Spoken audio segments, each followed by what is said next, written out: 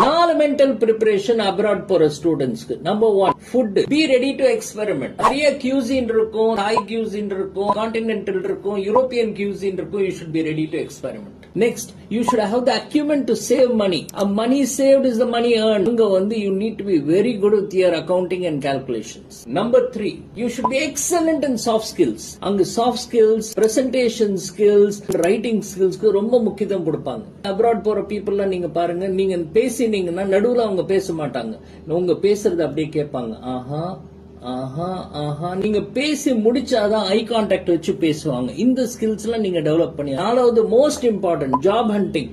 College placement மாதிரி நேர கம்பெனிஸ்லாம் வந்து உங்களுக்கு பிளேஸ்மெண்ட் ஆஃபர் எல்லாம் கொடுக்க மாட்டாங்க. நீங்க தான் போய் வேரியஸ் வெப்சைட்ஸ்ல உங்களோட பயோடேட்டா போடணும், ஜாப் ஃபேர்ஸ்க்கு போகணும், லிங்க்டின்ல ப்ரொஃபைல் அனுப்பணும், and you have to find out your own job. You have to be the job seeker. இந்த 4 மென்டல்